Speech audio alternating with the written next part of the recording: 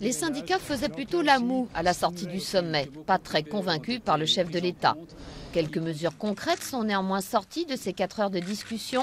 La création de 1000 postes supplémentaires chez Pôle emploi et la suppression des charges pendant 6 mois pour les très petites entreprises lorsqu'elles emploient des jeunes. Des mesures d'urgence pour une situation de crise. Quel que soit le calendrier politique, la crise, le chômage, les souffrances de nos compatriotes ne donnent le droit à aucun d'entre nous de rester dans l'immobilisme et dans l'inaction. Troisième mesure annoncée par le chef de l'État, le recours plus systématique au chômage partiel, comme ce qui se fait en Allemagne.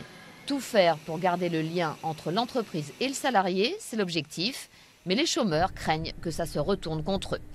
Nous, ce qu'on craint effectivement, c'est plutôt le développement du chômage partiel et du temps au chômage partiel, qui fait qu'en bout de course, un certain nombre de salariés se risquent de toute façon de se retrouver au chômage. Autre réforme du président, celle de la formation professionnelle. Annoncée comme une grande réforme, elle devrait intervenir d'ici peu et permettre à chaque chômeur de longue durée de bénéficier d'une formation. Bien sûr, tout cela a un coût, 430 millions d'euros d'après l'Élysée. Si l'on ajoute une autre annonce de Nicolas Sarkozy, à savoir des mesures sur le logement dont on aura plus de détails à la fin du mois, eh bien on arrive à la question qui fâche, où va-t-on trouver les fonds pour payer tout cela ?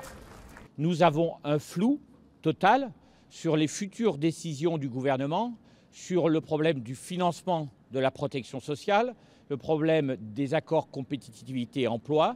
En filigrane, la TVA sociale, pas clairement évoquée lors du sommet, mais que tous les partenaires sociaux craignent de voir instaurer. Moi, j'en appelle à la poursuite d'une mobilisation pour faire en sorte que des éléments importants du droit social français ne soient pas mis au pilori au compte d'une culpabilisation sur le coût du travail dans notre pays. Mais le chef de l'État a fait de la compétitivité des entreprises via l'instauration d'une forme de TVA sociale une priorité de fin de mandat. Surtout, l'une de ses dernières cartes pour tenter de remporter un 2e mandat, alors que les sondages le donnent toujours perdant face au socialiste François Hollande.